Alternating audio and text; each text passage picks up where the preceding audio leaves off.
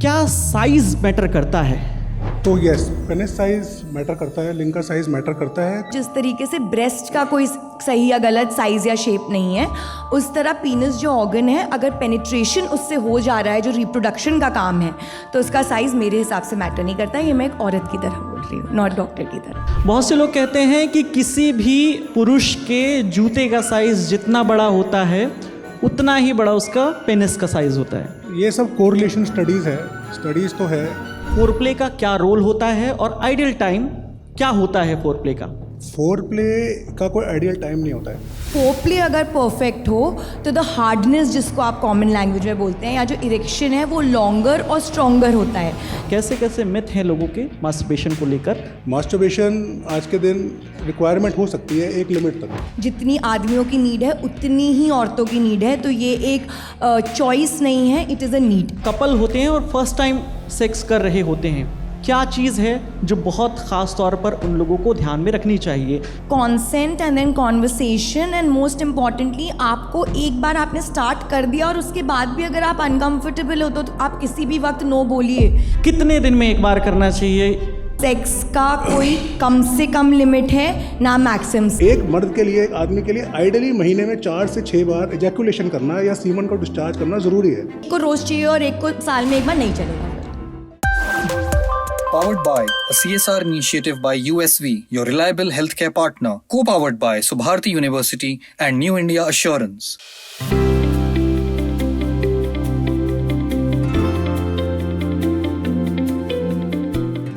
हाँ, तो सबसे पहले मैं आपको बता दूं कि ये कोई अडल्ट टॉपिक नहीं है, ये ह्यूमन टॉपिक है। क्योंकि जब भी हम सेक्स की बात करते हैं तो कुछ लोग जो है संकोच करते हैं, कुछ लोग शर्म आती है, कुछ लोगों को हंसी लगती है, अरे वाह वाह वाह, जैसे सेक्स बोला चलिए हंस देते हैं। कुछ लोग असहज हो जाते हैं, अगले बगले झांकने लगते हैं, और कुछ लोग मौन रहते हैं। तो आज हम इस सेशन में ये सारी चुप्पियों को तोड़ेंगे और बहुत ही ज़रूरी मुद्दे पर बात करेंगे, बिना किसी को जज किए, बिना हंसी ठिठोली के। ठीक है, तो उससे पहले मैं आप लोगों से सवाल करूं, आप लोग मोबाइल चलाना सीखते हैं, गाड़ी चलाना सीखते हैं, खाना बनाना सीखते हैं, तो ये भी उनमें से एक चीज़ है जो आपको सीखनी चाहिए, अपने आप नहीं आती कोई भी चीज़। तो सर, सबसे पहले तो आप दोनों का स्वागत है। एक कॉमन सवाल, ये मोस्टली लड़कों के जहन में हमेशा आता है, और हमने जब भी ललन टॉप अड्डा किया या जितने भी हमारे पास अगर एक्सपर्ट आए तो उनसे सवाल पूछा गया, क्या साइज़ मैटर करता है? तो ये क्वेश्चन कॉमन है, और लाइफ में किसी को बड़ा चाहिए, बड़ी गाड़ी, बड़ा घर, बड़ा करियर, बड़ी नौकरी। तो यस, पेनिस साइज़ मैटर करता है, लिंग का साइज़ मैटर करता है कपल्स में। तो अगर किसी का साइज़ कम है तो आज के दिन मेडिकल साइंस में तरीके हैं उसको अप्रोप्रिएट करने का। डेफिनेटली अगर साइज़ कम है तो उसको कंपनसेट कर सकते हैं विथ प्रॉपर एजुकेशन या विथ प्रॉपर टेक्निक्स।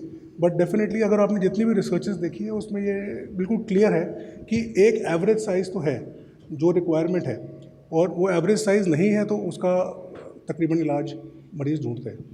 हाँ, आप कुछ मैं थोड़ा डिफरेंट ओपिनियन है मेरा इसमें। जब आई थिंक आपका जो क्वेश्चन था वो मेडिकल नहीं जबकि एक लेमैन की तरह ज़्यादा था, तो साइज़ नहीं मैटर करता जब तक वो एक नॉर्मल दायरे which is around 4 inches 6 inches और देन उससे ज़्यादा अगर है।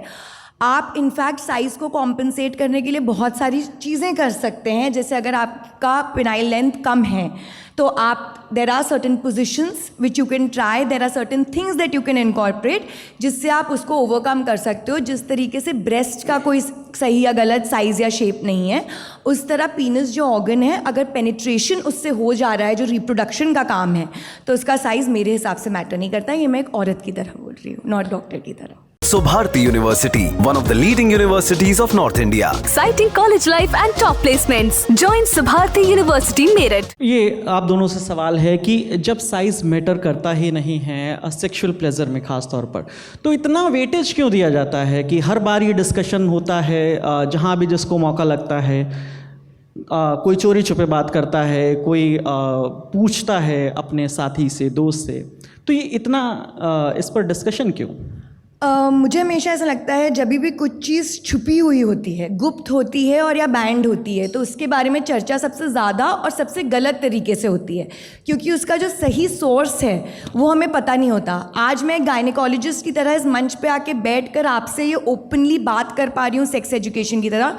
मुझे लगता है यहाँ पे बहुत सारे मेडिकल स्टूडेंट्स हैं और MBBS PG करने के बावजूद भी सेक्शुअल हेल्थ ये ऐसा सब्जेक्ट किसी भी टाइम, चाहे स्कूल कह लीजिए, चाहे कॉलेज कह लीजिए, चाहे पोस्ट ग्रेजुएशन कह लीजिए, ये टॉपिक हमें सिखाया ही नहीं गया। हम सब ने खुद सीखा, खुसफुसा के सीखा, आपस में बात करके सीखा। तो अगर ऐसी मंच और हो जाएं जहाँ खुलकर बात हो सके तो शायद इसके जो मिस्ट्री है वो भी सॉल्व हो जाएगी और सही इन्फॉर्मेशन भी जनरेट हो जाएगी। कोई मेडिकल रन आउट नहीं, बस पाएं पूरा कवरेज। पेश है न्यू इंडिया एश्योरेंस युवा भारत स्वास्थ्य बीमा योजना। अधिक जानकारी के लिए वेबसाइट पर जाएं। डॉक्टर साहब, मैं मिथ बस्टिंग आज होनी है बहुत सी चीज़ों की, तो एक बहुत इसे मिथ कहें सच है आज पता चलेगा। बहुत से लोग कहते हैं कि किसी भी पुरुष के जूते का साइज़ जितना बड़ा होता है उतना ही बड़ा उसका पेनिस का साइज़ होता है। ये सब कोरिलेशन स्टडीज़ है, स्टडीज़ तो है, नाक का साइज़, फिंगर का साइज़, इन सब से कोरिलेशन है और कोरिलेशन मिला भी है। पर हाँ, जूते के साइज़ से लिंग का साइज़ नहीं कोरिलेट होता, उसकी कोई भी स्टडी नहीं है ऐसी। आप दोनों से सवाल, जैसे वैसे मैंने स्टडी और ख़ास तौर पर इंडिया टुडे का सर्वे भी आया था तो मैं पढ़ रहा था, उसमें इस बात का जिक्र किया गया था कि मोर देन 60% लोगों को पता ही नहीं है असल में सेक्स किया कैसे जाता है। कितना आप लोग एग्री करते हैं? I think I agree. तो जो इंटरकोर्स है, सेक्स है, वो एक आदमी नहीं कर रहा है। सेक्स एक कपल फिनोमिना है, दो पार्टनर्स है।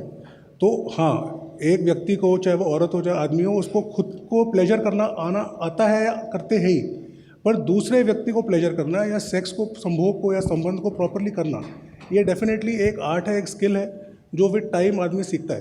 पर प्रॉब्लम क्या है आज के दिन, बिकॉज ऑफ सोशल मीडिया और अदर रीजंस इतना प्रेशर है स्पेशली आदमियों पे, मर्दों पे, परफॉर्मेंस को लेके। अब परफॉर्मेंस के एक मापदंड बन गए जो आर्टिफिशियल है, तो इसलिए उस परफॉर्मेंस एंग्जाइटी में बहुत पेशेंट्स आजकल आते हैं जिनको हाँ सेक्स करना आ रहा है, संबंध बनाना आ रहा है, पर वो एक आर्टिफिशियल जो एक मापदंड है, जैसे साइज़ है, साइज़ एक एवरेज साइज़ इंपॉर्टेंट है, पर एक अननेचुरल साइज़ का एक्सपेक्टेशन अगर पार्टनर को है या आदमी को खुद है, तो फिर वो अपने आप को उसमें कमी महसूस करता है और फिर वो उसके लिए हेल्प ढूंढता है।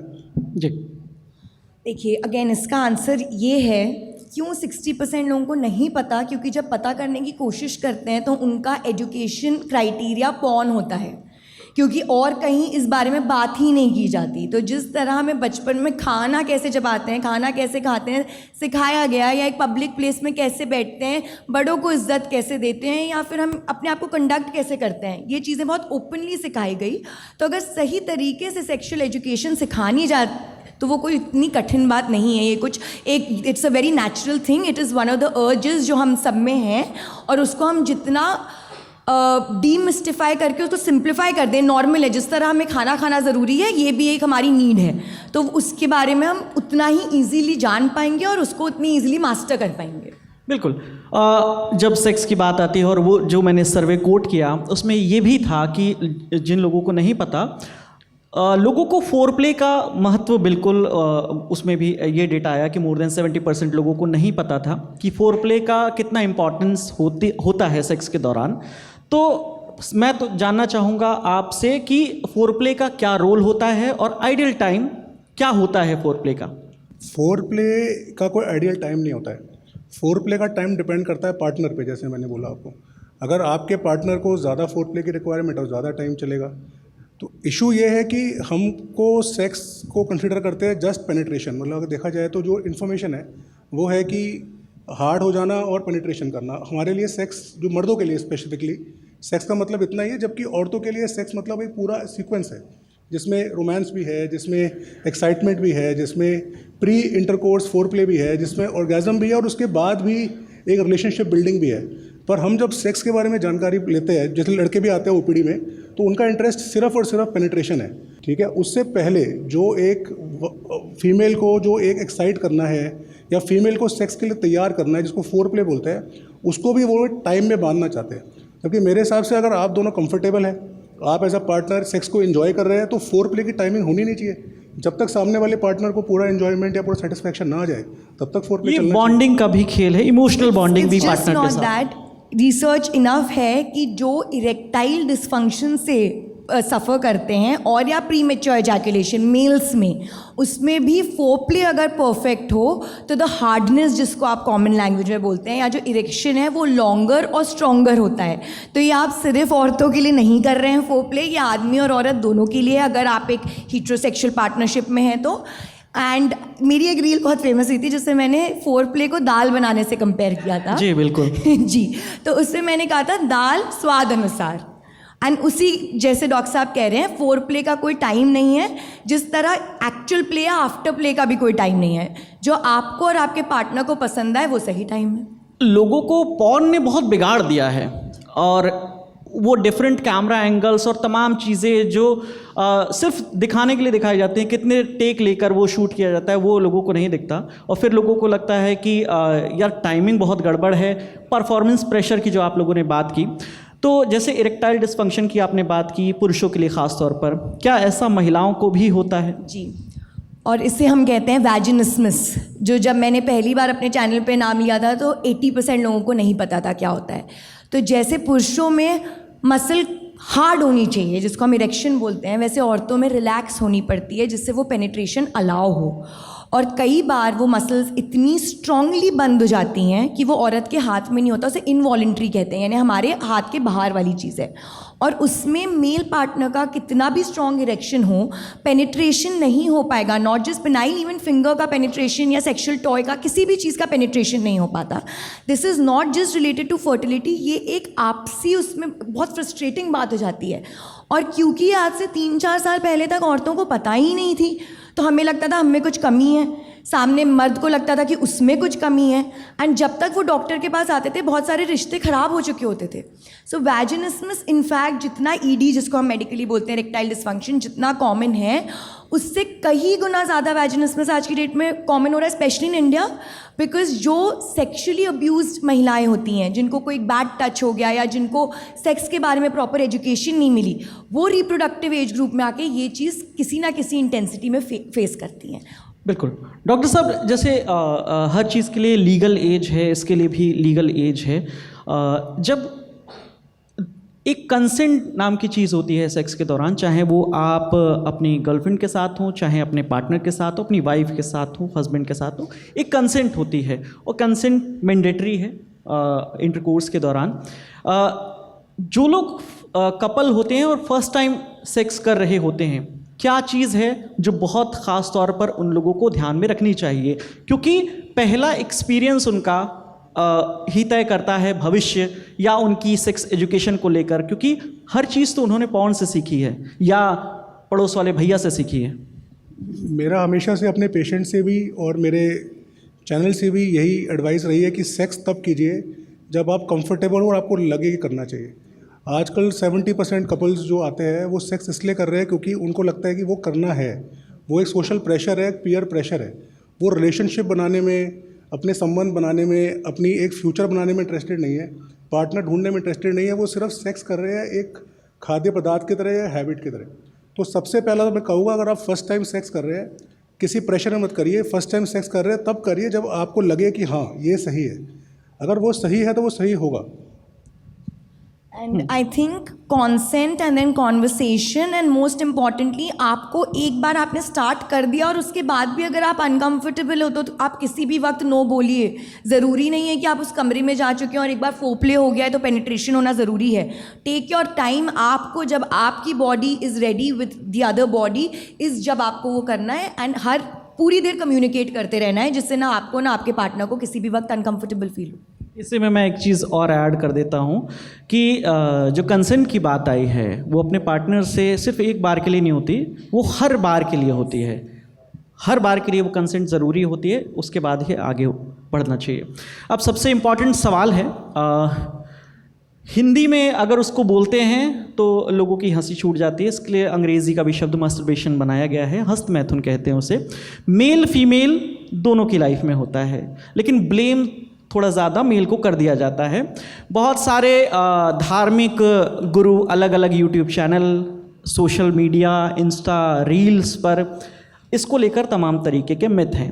एक तो मैं सुन रहा था कि अगर कोई मैस्टरबेशन करता है और लगातार करता है तो उसकी आंखों की रोशनी चली जाती है। आप दोनों के पास तमाम तरीके के केसेस आते होंगे, मेल फीमेल दोनों आते होंगे। मैं ये समझना चाहता हूँ पहले तो किस तरह के उनके मिसकंसेप्शन हैं, कैसे कैसे मिथ हैं लोगों के मास्टरबेशन को लेकर, फिर हम इसके बारे में जानेंगे कि क्या सही है, नहीं है और क्या सही तरीका है, एक एक करके।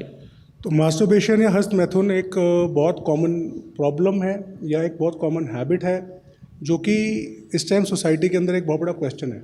एक तरफ है कि बिल्कुल ही अनहेल्दी है, नहीं करना चाहिए, एक तरफ है कि ये हेल्थ टॉनिक है जो हर सुबह विटामिन की तरह लेना चाहिए। तो दोनों में ही सच्चाई नहीं है, मैं दोनों से एग्री नहीं करता। मास्टरबेशन आज के दिन रिक्वायरमेंट हो सकती है एक लिमिट तक, क्योंकि शादियाँ लेट हो रही है, रिलेशनशिप लेट बन रहे हैं, सेक्स हार्मोन्स अपने पीक पे है, इरेक्शंस आते हैं, एक रिलीज़ और एक स्ट्रेस रिलीज़ के लिए उसको कभी कभार करा जा सकता है। पर क्या मास्टरबेशन एक हेल्थ टॉनिक है जिसको डेली दिन में 2 बार करना ही है? तो वो भी एक हेल्दी हैबिट नहीं है। तो मिथ्स तो समाज से ही आते हैं। तो मिथ्स तो ये भी आते हैं कि मास्टरबेशन से आंखें कमज़ोर हो जाती है, मास्टरबेशन से वीकनेस रह जाती है, मास्टरबेशन से मेरे स्पर्म काउंट कम हो गए, मास्टरबेशन से मेरा टेस्टोस्टेरोन लो हो गया। तो डेफिनेटली एग्रेसिव या एक्सेसिव कोई भी एक्टिविटी होगी तो उसका कोई ना कोई साइड इफेक्ट तो होता है। पर अगर आप बात करेंगे बहुत ज़्यादा मतलब जैसे आंखें रोशनी चले जाना, तो ऐसे मिथ्स तो ऑब्वियसली नहीं है, मतलब गलत है ये मिथ। जी doctor I would just masturbation problem तो बिल्कुल ही नहीं है। मास्टरबेशन को आपको एक्सेप्ट करना है, एम्ब्रेस करना है और वो एक बहुत नॉर्मल चीज़ है। और स्पेशली मैं यहाँ पे बैठी महिलाओं से बात कर रही हूँ, जितनी आदमियों की नीड है उतनी ही औरतों की नीड है। तो ये एक चॉइस नहीं है, it is a need. Like doctor rightly said, हाँ किसी भी चीज़ का excess, addiction of anything is bad. तो addiction of porn is bad, addiction of your mobile phone is bad, addiction वैसे ही मास्टरबेशन का बुरा है। बट क्या मास्टरबेशन से कुछ भी हेल्थ हैज़र्ड होता है other than your mental health getting affected? नहीं।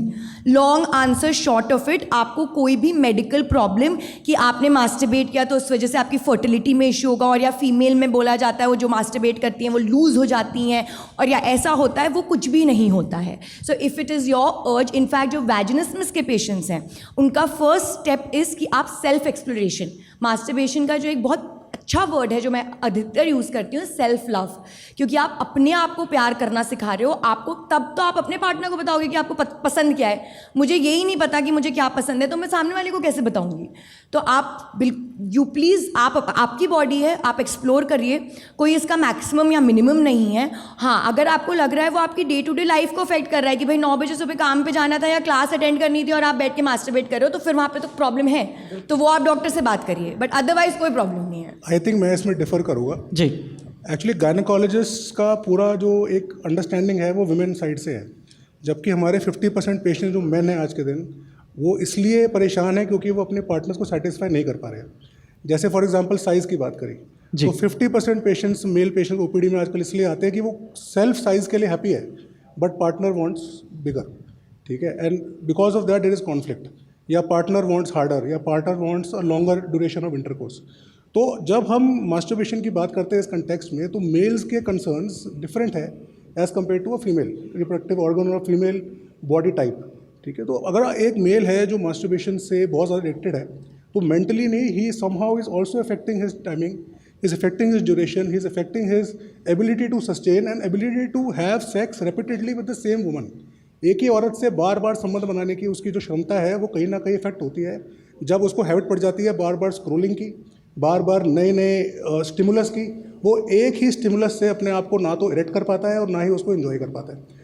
50% मैरिड कपल्स आज के दिन पहले बच्चे के बाद इसलिए प्रॉब्लम में आते हैं क्योंकि हस्बैंड अपनी वाइफ से फिर से अराउज ही नहीं हो पा रहा है, ठीक है। और वो प्रेगनेंसी के ड्यूरेशन में जो 6 या 8 महीने जब वाइफ से दूर है, उस समय जो मास्टरबेशन और पॉर्न की एडिक्शन डेवलप होती है, इस कारण से मैरिज के बाद सेकंड चाइल्ड की प्लानिंग के लिए उसको दवाई खानी पड़ती है, ठीक है। तो मेरा मानना ये है कि मास्टरबेशन एक हेल्दी हैबिट हो सकती है, पर excessive is same like alcohol. अगर शराब है ज़्यादा नुकसान करती है, बिल्कुल कम मात्रा में ले सकते हैं, बट अगर आप किसी व्यक्ति को बोलोगे कि अल्कोहल हेल्दी है तो वो पहले एक पैक से स्टार्ट करेगा पर पूरी बोतल पी के ख़त्म करेगा, ठीक है। तो we have to have a rational conversation that self stimulation in limits is okay, but excessively will disturb the marriage, will disturb relationship with his own wife और पार्टनर ओवर टाइम। बिल्कुल। तो अलग अलग अभी इसी बहुत अलग इसमें विचार है हमारे। और यहाँ पर जितने भी अभी पहले एक्सपर्ट आए, किसी ने कहा कि हर 6 महीने पर एक बॉडी का टेस्ट कराना चाहिए। डेंटिस्ट जिनके साथ मेरा सेशन था उन्होंने कहा कि दिन में 2 बार ब्रश करना चाहिए। इसी को लेकर एक सवाल है सेक्स से जुड़ा, पूछना हर कोई चाहता है, लेकिन फिर सोचता है कि कहीं यार उसकी रील वायरल ना हो जाए, तो मैं उनके बिहाफ पर मैं ही पूछ लेता हूँ कि ये सेक्स जो है, जैसे ब्रश दिन में 2 बार करना चाहिए, सेक्स कितने दिन में 1 बार करना चाहिए, या इसका कोई लिमिट है कि नहीं है, या एक दिन में कई बार कर सकते हैं? एसेक्सुअलिटी भी एक चीज़ होती है, जी, तो बिल्कुल। ना सेक्स का कोई कम से कम लिमिट है ना मैक्सिमम। सेक्स जो है वो 2 चीज़ों में आपने डिवाइड करना है, और शायद यहीं पे दैट्स वाई विचारधारा भी डिफरेंट हो जाती है कि आप वो प्लेजर के लिए कर रहे हो कि आप वो रिप्रोडक्शन के लिए कर रहे हो। जब आप रिप्रोडक्शन के लिए कर रहे हो तो या तो आपको पेनिट्रेटिव सेक्स ही करना पड़ेगा, और या फिर असिस्टेड रिप्रोडक्टिव हेल्थ लेनी पड़ेगी, जैसे कि IVF, IUI, अगर आप पेनिट्रेशन नहीं कर पाते। बात आई सेक्सुअलिटी की, जहाँ पे सिर्फ और सिर्फ हम प्लेजर देख रहे हैं, so zero, zilch is also a normal figure. And then जब तक आप और आपके पार्टनर के बीच में अनबन नहीं हो रही है, और या किसी भी फॉर्म का एडिक्शन नहीं हो रहा है, एडिक्शन किसी भी चीज़ का हो सकता है, शुगर का भी हो सकता है, तो हम अल्कोहल तक क्यों जाएं, तो आपका जब तक वो चीज़ एडिक्शन नहीं बदल रही है, वो मात्रा भी सही है, और आपको बिल्कुल नहीं चाहिए वो मात्रा भी सही है। सिर्फ ये है कॉन्वर्सेशन एंड कंसर्न, आप अपने पार्टनर के साथ सिंक में होने चाहिए। एक को रोज़ चाहिए और एक को साल में 1 बार नहीं चलेगा। फिर आप अलग रखते होंगे इससे राय? देखो, मैं इससे बिल्कुल अलग मानता हूँ। अगर वाइफ एसेक्सुअल है और वाइफ की इच्छा नहीं है, सपोज 6 महीने करने की, 7 महीने करने की, जो बहुत कॉमन है प्रेगनेंसी के बाद, डिलीवरी के बाद, बहुत चीज़ों के साथ, ये सेक्सुअल को तो इच्छा ही हाँ, नहीं तो होती। वो तो उस, और अगर मर्द की इच्छा है, ठीक है, तो अगर इसमें कॉन्फ्लिक्ट होगा बहुत ज़्यादा फ्रिक्वेंसी में, तो कॉन्फ्लिक्ट्स आते हैं, मैरिज में कॉन्फ्लिक्ट आते हैं, रिलेशन में कॉन्फ्लिक्ट आते हैं। तो पहली बिंदु तो ये है कि कपल्स को, दोनों को डिस्कशन कि भाई कितनी रिक्वायरमेंट है जो दोनों कपल्स कर सकते हैं। उल्टा भी होता है इसका, बहुत कई बार सिचुएशन होती है जब मेल का नहीं है मन पर विमेन का है, तब भी कॉन्फ्लिक्ट होता है। तो पहले तो कपल थेरेपी या कपल जो काउंसलिंग होती है यही होती है कि भाई सेक्स के लिए लड़ाई किस चीज़ की हो रही है, ठीक है, क्या फ्रीक्वेंसी की हो रही है, क्या टाइमिंग की हो रही है, क्या इरेक्शन की हो रही है, सेटिस्फैक्शन की हो रही है, फोर प्ले की हो रही है। तो जब हमारे OPD में मरीज़ आता है सेक्सोलॉजी के, एंड्रोलॉजी के, तो उसमें कपल आता है, सिर्फ आदमी नहीं आता है, उसके साथ में उसकी पार्टनर भी आती है, ठीक है। तो पहला तो एज अ डॉक्टर हमें आइडेंटिफाई करना पड़ता है कि प्रॉब्लम है कहाँ पर। सेकंड जो मुद्दा है वो है कि सेक्सुअल फ्रीक्वेंसी कितनी नॉर्मल है। तो एक मर्द के लिए, एक आदमी के लिए आइडियली महीने में 4 से 6 बार एजैकुलेशन करना या सीमन का डिस्चार्ज करना ज़रूरी है। और अगर वो एक स्टेबल रिलेशनशिप में है, मैरिड है या पार्टनर है, तो आइडियली हफ्ते में 1 या 2 बार इंटरकोर्स होना चाहिए। अगर एक हेल्दी इंटीमेट मैरिज है, एक हेल्दी, क्योंकि इंटीमेसी इवन रिलेशनशिप के लिए ज़रूरी है, रिलेशन को बढ़ाने के लिए भी ज़रूरी है। प्यार सिर्फ पैसे से और प्यार सिर्फ एक रोज़ से नहीं होता है, जो ये प्यार बिस्तर में होता है वो भी एक फॉर्म ऑफ इंटीमेसी है जो एक हेल्दी मैरिज के लिए ज़रूरी है। बिल्कुल। मेरे 2 छोटे सवाल हैं, फिर उसके बाद हम ऑडियंस का रुख करेंगे। सबसे पहले तो मैं ये समझना चाहूँगा आप दोनों से, और उम्मीद करता हूँ इस बार दोनों की राय एक ही होगी, क्या सेक्स बेस्ट वर्कआउट है? डिपेंड आप और कौन सा वर्कआउट करते हो, but yes it is a very good form of workout. And more than anything else, workout हम जब क्यों करते हैं, क्योंकि हमारे हैप्पी हार्मोन्स सिक्रीट होते हैं, राइट। तो sexual intercourse, and again I think यहाँ पे सबसे पहले मैं क्लियर करना चाहूँगी, सेक्स सिर्फ पेनिट्रेशन नहीं होता और सेक्स सिर्फ इजैकुलेशन नहीं होता। तो any form of intimacy between 2 partners, उससे एंडोर्फिन्स या फिर हैप्पी हार्मोन्स रिलीज होते हैं। बट अगर आपको 1200 कैलोरीज बर्न करनी है तो फिर वो आप पे डिपेंड करता है आप कर रहे हो कि नहीं। तो सेक्स इज एक्सरसाइज, सेक्स में ही एक्सरसाइज है, क्योंकि सेक्स में वो सारे बॉडी चेंजेस होते हैं एक्सरसाइज में होते हैं। जैसे एंडोर्फिन्स तो मैंने बताया, पर हार्ट रेट का बढ़ना, BP का बढ़ना, पल्स का बढ़ना, पसीना आना, तो इट इज़ अ वर्कआउट। पर उल्टा भी सच्चा है, अगर आप एक्सरसाइज रेगुलरली नहीं कर रहे हो तो आप अच्छा सेक्स भी नहीं कर पाएंगे। अगर आपकी बॉडी एक्सरसाइज के लिए हेल्दी नहीं है तो सेक्स में भी आप कहीं ना कहीं कमी आप पाएंगे। इसलिए सबसे पहली चीज़ जो हम बोलते हैं मरीजों को वो ये है कि अगर आपको सेक्स ठीक करना है तो एटलीस्ट 15 मिनट मॉडरेट एक्सरसाइज अपनी बॉडी में आपको ऐड करनी पड़ेगी, क्योंकि एक्सरसाइज से टेस्टोस्टेरोन बढ़ता है, एक्सरसाइज से मसल स्ट्रेंथ बढ़ती है, एक्सरसाइज से ब्लड प्रेशर इंप्रूव होता है, एक्सरसाइज से आपके पेनिस की हार्डनेस इंप्रूव होती है। तो इसलिए sex is exercise and good exercise is also equal to sex. बिल्कुल, थैंक यू।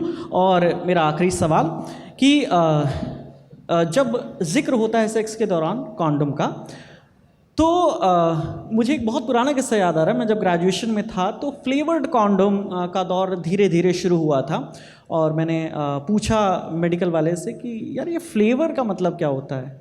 तो पहली बार में तो उसने नहीं बताया, उसने कहा टालने के लिए बता देता। उन्होंने बोला अरे जब सेक्स करते ना तो स्मेल आती है, उससे ये हो जाता है। तो जब मैं रिसर्च कर रहा था तो मुझे ये पता चला कि फ्लेवर्ड कॉन्डोम ओरल सेक्स के लिए होते हैं, लेकिन जो सेक्स करने के लिए कॉन्डोम होते हैं वो नॉन लेटेक्स कॉन्डोम होते हैं। ज़रूरी नहीं है। हाँ, और पहले फल फ्रूट से शुरू हुआ, फिर एग्जॉटिक फूड पे आया, फिर अलग अलग अचार से लेकर तमाम फ्लेवर से लेकर आने लगे। तो इनमें अंतर बता दीजिए कि जो लोग फ्लेवर्ड कॉन्डोम के साथ सेक्स करते हैं उनको क्या प्रॉब्लम्स होती है और उन्हें किस कॉन्डोम का यूज़ करना चाहिए। फ्लेवर और फ्रेग्रेंस का मतलब अगर आप अंग्रेजी में समझ जाएं तो आप कॉन्सेप्ट समझ जाओगे। फ्रेग्रेंस वो होता है जो हम खुशबू लेते हैं, फ्लेवर जो हम टेस्ट लेते हैं। तो टेस्ट किस चीज़ का लोगे? जो चीज़ आप ओरल प्लेजर के लिए यूज़ कर रहे हो। इसलिए जो आपके फ्लेवर्ड कॉन्डम्स हैं they were made for oral sex, not for penetrative sex. Now flavour जब आप प्रोवाइड करते हो एज अ केमिकल इंडस्ट्री, उसमें आप कुछ चीज़ के इरिटेंट्स डालने पड़ते हैं आपको, जिससे बहुत बार vaginal irritation, penile irritation and उस कारण इन्फेक्शन जिसको हम वेजाइनाइटिस कहते हैं वो होने लगता है। सो दो टाइप के कॉन्डम्स होते हैं, लेटेक्स और लेटेक्स फ्री। अगर आपको कॉन्डम यूज़ करने के बाद इरिटेशन, डिस्चार्ज, इन्फेक्शन रिपीटेडली हो रहा है तो सबसे पहले तो आप फ्लेवर नहीं यूज़ करिए। फ्लेवर जब आप यूज़ कर रहे हो तब आप only for oral sex. And ribbed condoms ये सब आप यूज़ कर रहे हो तो आप देखो आपको पर्सनली क्या पसंद आ रहा है, और अगर एलर्जी हो रही है तो लेटेक्स फ्री कॉन्डम्स आप यूज़ करो। लेटेक्स और नॉन लेटेक्स के अंतर के साथ बताइएगा। तो फ्लेवर्ड कॉन्डम्स के अंदर एक्चुअली 4 पहलू है, एक पहलू नहीं है। पहला पहलू तो है मेल हाइजीन का। तो ये बहुत कॉमन है इंडिया में मेल हाइजीन पुअर होना। बिल्कुल सर। तो मेल हाइजीन अगर अच्छी है तो कई बार फ्लेवर या फ्रेग्रेंस की ज़रूरत भी नहीं है, क्योंकि फ्रेग्रेंस और स्मेल आर एफ्रोडिजियक्स। अगर आप इंटरकोर्स कर रहे हैं और स्मेल है, गंदगी है, तो आप नहीं कर सकते, कोई भी अलाउ नहीं करेगा। सेकेंड है फ्लेवर्ड कॉन्डम इसलिए आए थे बिकॉज ओरल सेक्स की प्रचलन बढ़ गई है एज़ कम्पेयर टू बिफोर। और ओरल सेक्स में फ्लेवर्ड कॉन्डम पहनने से, क्योंकि जो हमारे मन में एक विचार है कि STD सेक्सुअल इन्फेक्शन सिर्फ वजाइना से पेनिस में फैलते हैं, ऐसा नहीं है। इन्फेक्शंस इवन ओरल सेक्स से भी फैल सकते हैं, इसलिए कॉन्डम प्रोटेक्टिव है आपको। पर इसमें मेनली जो फ्लेवर है, फ्लेवर केमिकल होता है। तो फ्लेवर्ड कॉन्डम से अगर आप ओरल के बाद वजाइनल सेक्स करते हैं तो वो इरिटेट करके लेडी को प्रॉब्लम कर सकता है। सेकंड प्रॉब्लम क्या है कि एक बार कॉन्डम पे सलाइवा लग गया या ओरल सेक्स हो गया तो उस कॉन्डम की स्टेबिलिटी या उस कॉन्डम की एबिलिटी टू प्रिवेंट प्रेगनेंसी वो भी कम हो जाती है। तो आइडियली अगर आप फ्लेवर्ड कॉन्डम यूज़ कर रहे हैं तो आपको उसको चेंज करना चाहिए पेनिट्रेशन से पहले, ठीक है। ये एक एडवाइस है।